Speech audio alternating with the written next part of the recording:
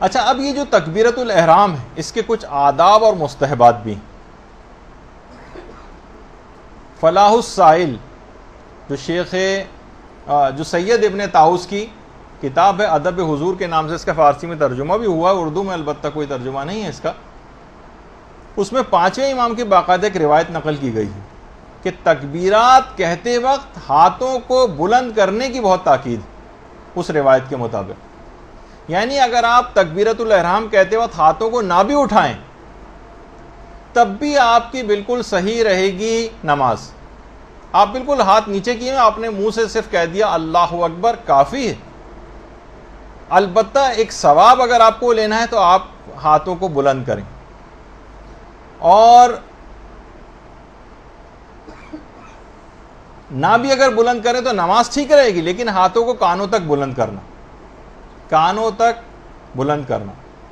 اچھا، کہ زیادہ کیونکہ ہمارا عنوان ہے بہترین نماز کیسے پڑھیں، تو اس میں ثواب والی ایک چیز اور بتا دیں آپ کو کہ جس وقت آپ تکبیرۃ الاحرام کہنے لگیں تو اللہ اکبر کے جب الف یا حمزہ جو بھی ہے اس کو اگر آپ جیسے ہی آپ شروع میں اللہ اکبر کا آپ کو سمجھانے کے لیے جس وقت آپ الف کہیں گی تو آپ کے ہاتھ اوپر جانے شروع ہوں، اور اللہ اکبر کی رے جب ختم ہو تو آپ کے ہاتھ کانوں تک پہنچ جائیں. ابھی میں آپ کو دکھاتا ہوں اس کا، یہ دماغ میں آپ کے رہے.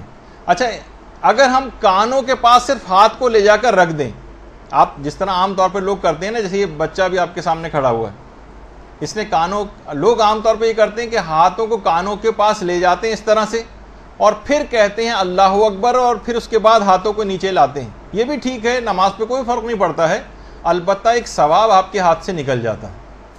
ثواب کو کیسے حاصل کریں؟ جس وقت آپ ہاتھوں کو نیچے سے اٹھائیں تو ہاتھوں کو اٹھاتے وقت کانوں تک جب پہنچے تو اللہ اکبر ختم ہو چکا ہو.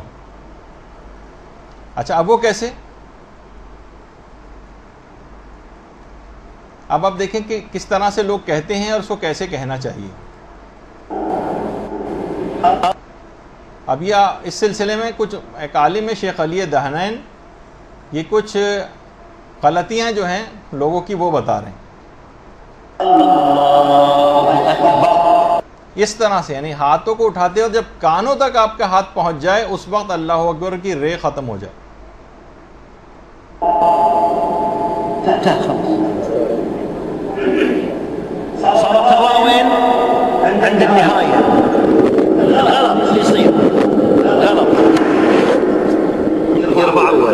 کہہ رہے ہیں اگر ہاتھ کو اس طرح سے آپ نے صرف کانوں پر لا کر تو آپ کے ہاتھ سے ثواب یعنی نکل جائے گا. یہ بھی آپ اوپر سے نیچے لاتے وقت آپ نے اللہ اکبر کہا، اس میں بھی ثواب نہیں ملے گا، کیونکہ نیچے سے جب ہاتھ اوپر جا رہے ہیں اس وقت آپ کے اللہ اکبر ہونی چاہیے. لیکن نماز پہ فرق نہیں پڑتا، لیکن ثواب ہاتھ سے نکل جائے گا. ان شاء الله ان شاء الله سيد ان شاء الله سيد ان شاء الله ان شاء الله سيد ان شاء الله او النص الله علي غلط عليك.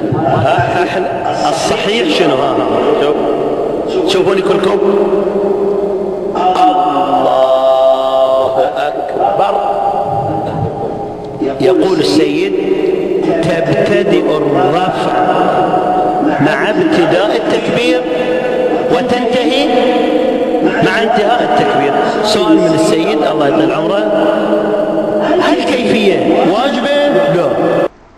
اس طرح سے کرنا کیا واجب ہے؟ نہیں، واجب نہیں. اصلي ورا شخص افرض ما يعرف الكيفية يضر؟ لا ما يضر. اگر کوئی اس طرح سے نہیں کہتا ہے صحیح طریقے سے تو کیا نماز پہ کوئی فرق پڑے گا؟ کوئی فرق نہیں پڑے گا. احنا نرفع غلط يضر بالصلاة؟ لا يضر. فاتك الاستحباب؟ ان شاء الله فاتك. اب کہہ رہے ہیں کہ لیکن کیا فرق پڑے گا اس سے کہ اگر آپ نے اس کے برخلاف عمل کیا تو کیا آپ کا ثواب ختم ہو جائے گا؟ کہہ رہے ہیں انشاءاللہ ختم ہو جائے گا. یعنی مذاق میں بات کہہ رہے ہیں کہ آپ کو ثواب نہیں ملا. یعنی لأن جبرائیل نزل على رسول اللہ، جبریل رسول خدا پر آ کر نازل ہوئے صلی اللہ علیہ وآلہ وقال لكل شيء زینہ. ہر چیز کی ایک زینت ہوتی ہے. جبریل نے آگے کہا ہر چیز کی ایک زینت ہوتی ہے. وزینۃ الصلاۃ رفع الید. اور نماز کی زینت ہے رفع الیدین، یعنی ہاتھوں کو کانوں تک بلند کرتے ہوئے لے کر جانا. يعني عند التكبير مو قبل التكبير ولا بعد. اب دیکھیں جو غلطی ہے، غلطی اس طرح کے ان معنوں میں غلطی کہ ثواب آپ کے ہاتھ سے نکل جائے گا. عام طور پر جو لوگ تکبیر کہتے ہیں اس طرح سے کہتے ہیں لیکن ثواب ہاتھ سے نکل جاتا ہے. اللہ اکبر. یہ آپ نے دیکھا یہ غلط، یعنی اس ثواب کی کم لینے والی غلطی تھی. جو اپنے سے پہلے سنا کہ کیا ثواب فوت ہو جائے گا، تو انہوں نے کہا انشاءاللہ فوت ہو جائے گا ثواب. تو یہ کہ ہاتھ جب نیچے آ رہے ہوں اس وقت اگر آپ نے تکبیر کہی، نماز پہ تو فرق نہیں پڑے گا، بس یہ کہ ثواب کم ہو جائے گا. بسم اللہ الرحمن الرحیم. اچھا لیکن یہ ضروری بھی نہیں ہے، بہت سے علماء بھی ایسا کرتے ہیں، لیکن کیونکہ بہت سارے مستحبات ہیں، جب مرضی ہو اس ثواب کو لیں، جب چاہے نہ لیں. لیکن ہمارا کیونکہ عنوان ہی یہی ہے بہترین نماز، تو اس وجہ سے اس کو بار بار دکھائی جا رہی ہے، ورنہ علماء بھی ایسا کرتے ہیں.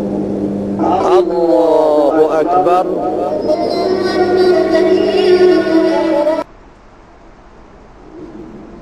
اللہ اکبر. یہ دیکھیں انہوں نے بھی اس طرح سے کہا، لیکن بس ایک ثواب ہاتھ سے نکل گیا اور اس کی اجازت بھی ہے. لیکن زیادہ ثواب لینا ہے تو جب ہاتھ بلند ہو رہے ہیں اس وقت. الله أكبر تكبيرا كبيرا. اللہ اکبر.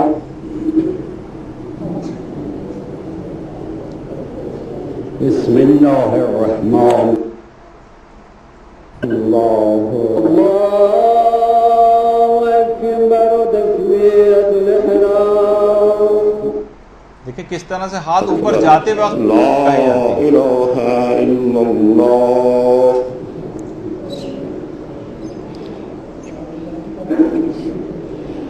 أنت المحسن فأنا المسيء ولم يتجاوز عن المسيء إلا المحسن.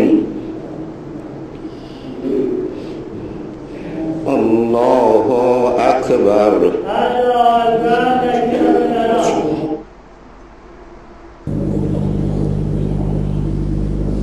ہاتھوں کی حرکت اللہ اکبر کہتے وقت وہ آپ کو نوٹ اللہ اکبر. الصلاة الله أكبر الله أكبر لا إله إلا الله أستغفر الله ربي وأتوب إليه إنه كان توابا. الله أكبر. امام خمینی. اللہ اکبر. اللہ اکبر. اچھا اس میں زیادہ واضح آپ کو نظر آئے گا کہ اس وقت انہوں نے حرکت کی حالت میں ہاتھ اوپر لے جاتے وقت تکبیرۃ الاحرام کہی.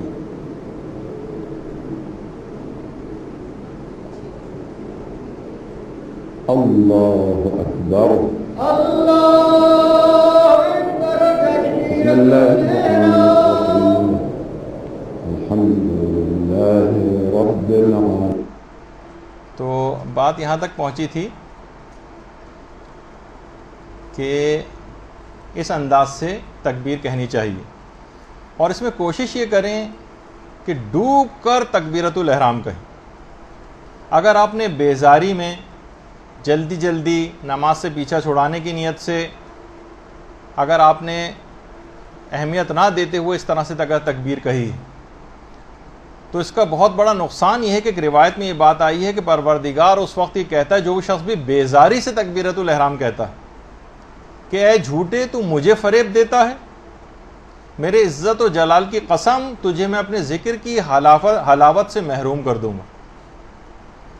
باقاعدہ آیت اللہ جواد ملکی تبریزی، جن کی قبر پہ اکثر رہبر معظم جاتے بھی ہیں، ان کی کتاب ہے اسرار الصلاۃ.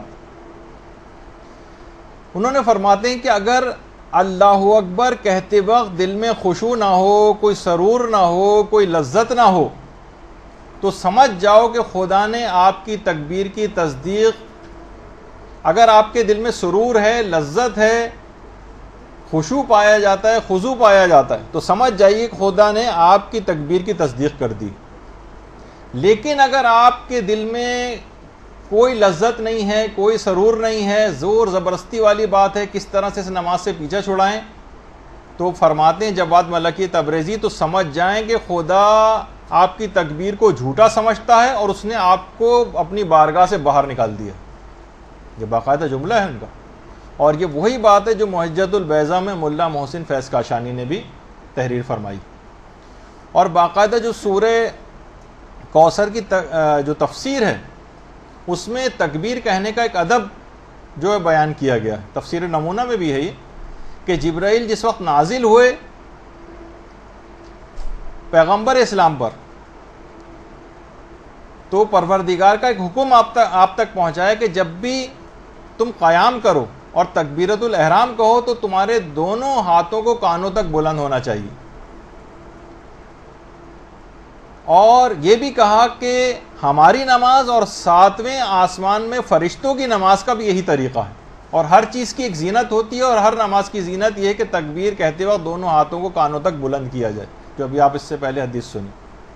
اور فصلی لربک وانحر کی تفسیر میں بھی چھٹے امام نے یہی جملہ ارشاد فرمائے کہ بلکہ چھٹے امام نے اپنے دست مبارک کو آسمان کی طرف بلند کیا, اوپر کی طرف بلند کیا, اور فرمایا کہ نماز کے شروع میں تکبیر کہتے ہوئے اس طرح سے ہاتھوں کو بلند کرو کہ تمہاری ہتھیلیاں قبلہ رخ ہونا قرار پائیں, یعنی ہتھیلیاں آپ کی قبلہ رخ ہوں. ایک ہوتا ہے کہ جو آپ نے پچھلے والا جو طریقہ دیکھا اس طرح سے نہ کہیں, کہہ بھی دیں تو کوئی حرج نہیں ہے, لیکن زیادہ جو ادب بتایا گیا ہے اس کا اور جو طریقہ بتایا گیا ہے تکبیرۃ الاحرام کہنے کا اس میں یہ ہے کہ ہتھیلیاں قبلہ رخ ہونا قرار پائیں. اور امام خمینی نے باقاعدہ تکبیر میں ہاتھوں کو بلند کرنے کے بھی ایک معنی بیان کی. کہا کہ اس کی معنی یہ ہوتے ہیں کہ بار الہ میں سرتاپا گناہوں میں غرق ہوں, میرے ان دونوں ہاتھوں کو پکڑ لے اور مجھے نجات دے. اس کا راز یہ ہے تکبیرات کو آسمان اوپر کی طرف بلند کرنے کا. اور عرفا بھی یہ بات بیان فرماتے ہیں کہ ہاتھوں کا اٹھانا قیامت میں اس حالت کی شبیہ بنتا ہے انسان نماز میں کہ جس وقت نامہ اعمال اس کے ہاتھوں کی طرف دیا جا رہا ہوگا اور اسے لینے کے لیے ہاتھ بڑھا رہا ہوگا. یہ جو آپ تکبیرۃ الاحرام کہتے ہو ہاتھوں کو بلند کرتی ہیں کانوں تک, یہ اس حالت کی شبیہ قرار پاتی کہ جو نامہ اعمال کو لیتے وقت ہاتھوں کو بلند کرتے وقت ہوگی. اور بعض علماء اس کے بعد تکبیرۃ الاحرام کے بعد دعائے حضرت ابراہیم, جس میں کچھ علماء نے کچھ اپنے اضافے کی ہیں, وجہت وجہی للذی فطر السماوات والارض, اس کو تکبیرۃ الاحرام کے بعد بھی پڑھنا مستحب خیال کرتے ہیں. اور شہید ثانی نے باقاعدہ اسرار الصلاۃ میں لکھا ہے کہ کسی نے امیر المومنین سے باقاعدہ ہاتھوں کو تکبیرۃ الاحرام کہتے وقت بلند کرنے کا ایک دفعہ پوچھا کہ اس کا مقصد کیا ہے. فرمایا اشارہ اس کی طرف ہے کہ پروردگار عالم کو ان حواس پنجگانہ کے ذریعے درک نہیں کیا جا سکتا, محسوس نہیں کیا جا سکتا, یہ اس کے اندر پیغام. اور امام خمینی نے بھی عرفا کے حوالے سے یہ بات بیان فرمائی ہے کہ نماز میں جس وقت تکبیرات کہتے وقت انسان ہاتھوں کو بلند کرتا ہے تو گویا وہ غیر خدا کو پیچھے دھکیل رہا ہوتا ہے, جیسے رستے سے کوئی کانٹوں کو صاف کرتا ہے اور راہ کو ہموار کرتا ہے, اس طرح رستے سے کانٹوں اور کو صاف کرتے ہوئے وہ اپنی معراج مومن کو پا لیتا ہے. یعنی ہاتھوں کا بلند کرنا یہ بہت اہم ترین چیز ہے. اچھا, اس کے کچھ مسائل سے بھی انسان کو واقف ہونا چاہیے کہ تکبیرۃ الاحرام کہتے وقت ضروری ہے کہ استقرار اور استقلال ہو. استقرار کے معنی کہ جسم آپ کا ہل نہ رہا ہو. بہت سے لوگوں کو ہم نے دیکھا کہ پنجوں کے اوپر اچکتے ہوئے جو تکبیرۃ الاحرام کہہ رہے ہوتے ہیں, بہت سے لوگ نماز میں اپنے پنجوں کے اوپر اچکتے رہتے ہیں. بہت سے نماز جماعت میں لوگ نظر آتے ہیں, لوگوں کی ایک عادت ہوتی ہے, یا تو صحیح طور پہ کھڑا ہونا ممکن نہیں ہوتا ان کے لیے, کہ پنجوں کے اوپر اس طرح سے اچکتے ہوئے تکبیرۃ الاحرام کہنا یہ غلط ہے. اس میں استقرار نہیں ہے جسم کے اندر, جسم حرکت کر رہا ہے, ہل رہا ہے, جبکہ ساکن ہونا چاہیے. اور استقلال کے معنی کہ سیدھا کھڑا ہونا چاہیے, یہ نہیں کہ ٹیک لگا کے مثلا دیوار سے کھڑے ہو گئے اور اللہ اکبر کہہ رہے ہیں, نہیں, ایسا نہیں. اور البتہ بہرحال یہ کہ اگر کوئی جان بوجھ کے ایسا کر رہا ہو اور پنجوں کے اوپر اچک رہا ہو تکبیرۃ الاحرام کہتے ہوئے اور حرکت کر رہا ہو جان بوجھ کے, تو اس کی نماز باطل ہو جائے گی. البتہ بھولے سے ایسا ہو جائے یا بے اختیار ہو جائے تو بہرحال نماز صحیح رہے گی. اچھا, اب ایک سوال یہ ہے کہ کیا تکبیرۃ الاحرام کا بالجہر کہنا مستحب ہے؟ آغا سستانی تو فرماتے ہیں کہ نہ واجب ہے نہ مستحب ہے, صرف جائز ہے. اور اتنی اہم بات ہے یہ تکبیرۃ الاحرام کا کہنا کہ اگر آپ بھول جائیں تکبیرۃ الاحرام نہ کہیں، چھوٹ جائے آپ سے، تو چاہے جان بوجھ کر ایسا ہو چاہے بھولے سے ایسا ہو جائے، ہر صورت میں آپ کی نماز باطل ہو جائے گی، چاہے جان بوجھ کر ہو چاہے بھولے سے ہو۔ یعنی تکبیرۃ الاحرام کی کمی اگر سہون بھی ہو جائے تب بھی نماز کو باطل کرتی، لیکن اگر تکبیرۃ الاحرام کو ایک سے زیادہ مرتبہ کہہ دیا جائے تو زیادتی، یعنی ایک دفعہ اور کہہ دیا آپ نے، عمدن اگر زیادتی کیا آپ نے تو اس سے باطل ہوتی ہے نماز، لیکن سہون زیادتی سے باطل نہیں ہوتی۔ یعنی جان بوجھ کے اگر ہم تکبیرۃ الاحرام دوبارہ کہہ رہے ہیں تو اس سے نماز باطل ہو جائے گی، بھولے سے اگر ایک دفعہ اور کہہ دیا تو نماز باطل نہیں ہوتی۔ لیکن اگر بدن کو معمولی سی حرکت ہو جائے، یعنی تکبیرۃ الاحرام کہتے وقت ظاہر ہم کوئی پتھر کے نہیں بنے ہوئے، تھوڑا بہت تو جسم میں حرکت ہوتی ہے، معمولی اگر حرکت ہو رہی ہے تکبیرۃ الاحرام کہتے وقت تو اس سے فرق نہیں پڑتا اور نماز ٹھیک رہتی ہے۔ پھر ایک سوال یہ ہے کہ کیا بیٹھ کر تکبیرۃ الاحرام کہی جا سکتی ہے؟ یہ بہت ہی خطرناک مسئلہ ہے۔ عام طور پر ہم دیکھتے ہیں کہ جو بزرگ حضرات جن کو کوئی ٹانگوں وانگوں کا کوئی پرابلم بھی ہوتا ہے، وہ تو الگ ایک پوری ایک نشست ہماری اس موضوع پر ہی ہوگی، کیونکہ یہ بھی آج تو چھٹی گفتگو ہے، لیکن اندازہ ہے کہ تقریباً یہ سیریز جو نماز کی چل رہی ہے شاید 25 لیکچرز پہ مشتمل ہوگی۔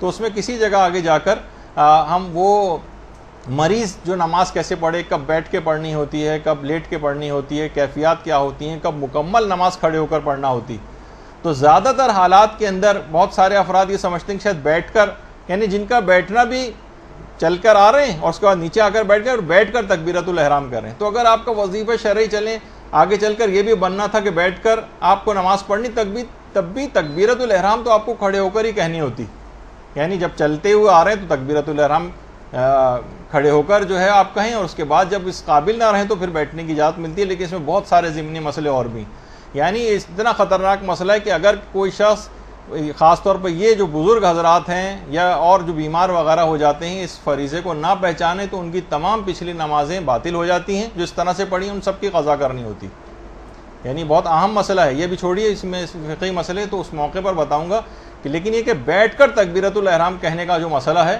سوائے کہ جو بالکل ہی بیچارہ کوئی زمین گیر ہو، جو کبھی کھڑا ہی نہیں ہو سکتا ہو، وہ تکبیرۃ الاحرام کہے تو ٹھیک ہے، لیکن جو عام طور پر چلتے پھرتے ہوتے ہیں اور گھٹنوں کی کوئی پرابلم کی وجہ سے پوری نماز بیٹھ کے پڑھتے ہیں تو ان کی نماز بھی باطل ہوتی، لیکن تفصیل اس کی اپنے اس موقع پر آئے گی۔ اچھا، اسی طرح سے ایک سوال یہ ہے کہ کیا عورتوں کے لیے بھی رفع الیدین کرنا مستحب ہے، یعنی ہاتھوں کو بلند کرنا، جس طریقے سے ابھی آپ نے اس کے اندر دیکھا کلپس کے اندر، تو اس میں یہ کہ جی ہاں عورتوں کے لیے بھی مستحب ہے، فقط یہ جو مسئلہ ہے یہ مردوں سے مخصوص نہیں۔ پھر اس کے بعد تکبیرۃ الاحرام کہنے کے بعد، بس 2-4 منٹ کی گفتگو اور ہے، تکبیرۃ الاحرام کہنے کے بعد اب آپ اپنی مرضی سے کچھ نہیں کر سکتے۔ بہت سارے استفتاء آقا سیستانی سے خاص طور پر پوچھے گئے ہیں اور دیگر مراجع سے بھی، کہ بعض اوقات انسان حیران ہوتا ہے کہ اس قسم کے مسئلے بھی لوگ پیش آ جاتے ہیں۔ بہت سے لوگ تکبیرۃ الاحرام کہنے کے بعد زبان سے نیت کرتے ہیں، اللہ اکبر کہہ دیا، اب نیت کر رہے ہیں کہ میں 2 رکعت نماز فجر پڑھتی ہوں قربتاً الی اللہ، یہ نیت پہلے ہونی چاہیے تھی، لیکن وہ کرتے ہیں اس کے بعد۔ تو اس پہ بھی فتویٰ علماء کا یہ کہ اگر جاہل مقصر ہے تو اس کو نماز کا اعادہ کرنا پڑے گا یا قضا کرنی، یعنی اگر وقت باقی ہے تو وہ نماز کا اعادہ کرے، اور وقت گزر گیا تو ان نمازوں کی قضا کرنی پڑے گی۔ اور اگر جاہل قاصر ہے، یعنی اس بیچارے کو اس کو صحیح مسئلہ کسی طور پہ پتہ ہی نہیں چل سکتا تھا، اس کے پاس عذر موجود ہے، تو ٹھیک ہے، اس کی وہ نمازیں پچھلی صحیح سمجھی گئی ہیں۔ لیکن عام طور پر جو شہری زندگی کے اندر لوگ رہتے رہے ہوتے ہیں، جہاں پہ علماء بھی موجود ہیں، کیسٹ کتابیں سب موجود ہیں، وہ اگر ایسی غلطی کریں تو ان کو تمام نمازوں کی قضا کرنی پڑے گی۔ اور اس کو صحیح تلفظ کے ساتھ پڑھنا ہے، صحیح تلفظ کے ساتھ صحیح عربی میں پڑھنا ہوتی ہے اللہ اکبر جو آپ کہیں گی۔ بہت سارے غلط تلفظ لوگوں کے اندر رائج ہیں، مثلا اللہ و اکبر، اللہ اکبر ہے، یہ اللہ و اکبر نہیں، اگر کوئی ایسے کہہ رہا ہے اس کی بھی نماز باطل۔ بہت سے لوگ کھینچ کے پڑھتے ہیں اللہ اکبر، ان کی بھی نماز غلط ہے۔ یا بہت سے لوگ راہ پہ تشدید دے دیتے ہیں، ان کی بھی نماز غلط ہے۔ اور ابھی آپ نے اس سے پہلے سن ہی لیا کہ اللہ اکبر کس طرح سے کہنا چاہیے۔ اچھا، بعض اوقات یہ ہوتا ہے کہ اللہ اکبر ہم کہہ رہے ہیں تو آخر کا جو ہے اکبر وہ بعض اوقات ہمارے منہ سے صحیح نہیں نکلتا، تو کیا ہم پوری تکبیرۃ الاحرام دوبارہ کہیں ہیں وہ آخری ٹکڑا ہی بس صرف دوبارہ کہہ دیں؟ تو اس میں بھی مجتہدین یہ فرماتے ہیں کہ اگر موالات معتبرہ فوت نہ ہوں، یعنی اتنی زیادہ دیر نہ ہو جائے، مثلا آپ نے کہا اللہ اکبر، یا آپ کو یہ لگا کہ میں نے شاید اکبر صحیح نہیں کہا، تو آپ فوراً ہی صرف اکبر کہہ دیں، پورا اللہ اکبر کہنے کی ضرورت نہیں۔ لیکن اگر آپ نے چند سیکنڈ اور لگا دیے اللہ اکبر، اور پھر آپ نے سوچا رہے تو غلط ہو گیا، تھوڑی دیر بعد پھر کہہ رہی اکبر، تو پھر یہ بہت دیر ہو گئی، ابھی ملے گا نہیں اس اللہ کے ساتھ جا کر، اور آپ کو پوری اللہ اکبر کا جو کلمہ ہے یہ دوبارہ کہنا پڑے گا۔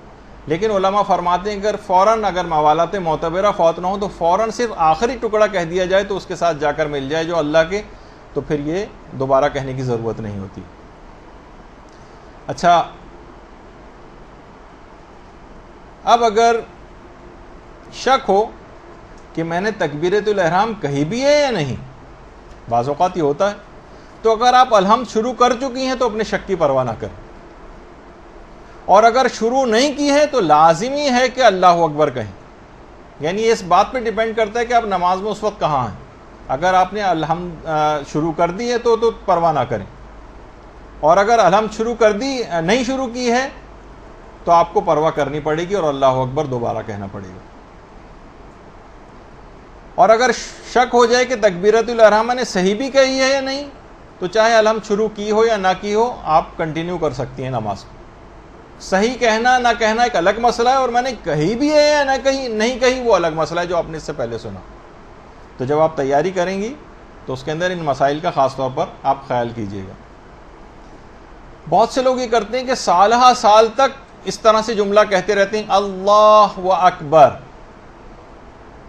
وہ کیا کرے؟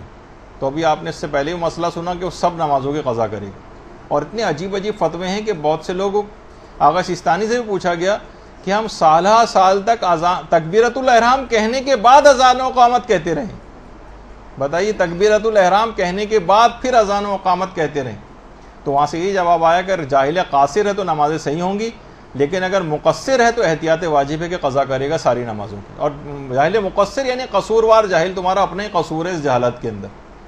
ایک خاتون نے کہا کہ میں باقاعدہ آغا سیستانی سے استفتاء کے اندر پوچھا گیا کہ میں 21 سال تک بغیر تکبیرۃ الاحرام کہے نماز پڑھتی رہی، میں نے کہیں نہیں تکبیرۃ الاحرام، اور ڈائریکٹ الحمدللہ بسم اللہ الرحمن الرحیم الحمدللہ رب العالمین سے شروع کر دیتی۔ فرمایا ان سب نمازوں کی قضا کرنی پڑے گی۔ اور بہت سے لوگ کئی مرتبہ تکبیرۃ الاحرام بھی کہہ دیتے ہیں۔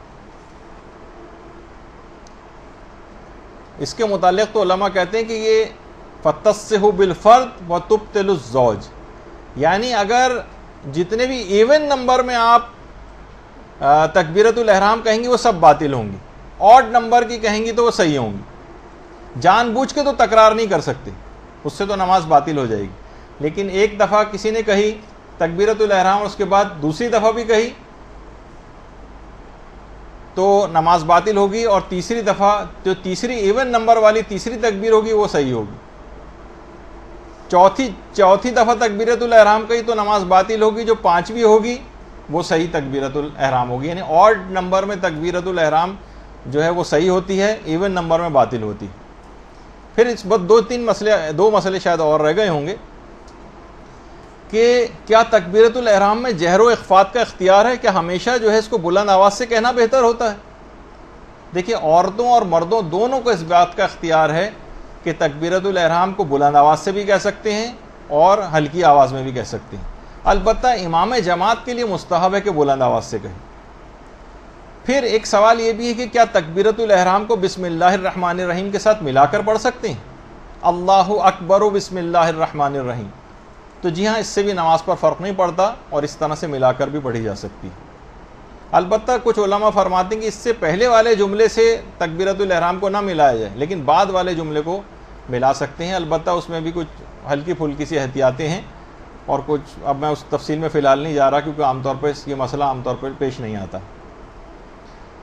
تو فی الحال کیونکہ آپ کی گرمی اور اس سے میں کافی نظر آ رہا ہے کہ کافی پریشان ہیں، تو تکبیرۃ الاحرام کے مسئلے آج تقریباً اس کے سارے اخلاقی پہلو، اس کے سارے فلسفے وہ بھی تقریباً ہم نے اس میں بیان کر دیے جتنے بھی ہمارے لیے ممکن تھے.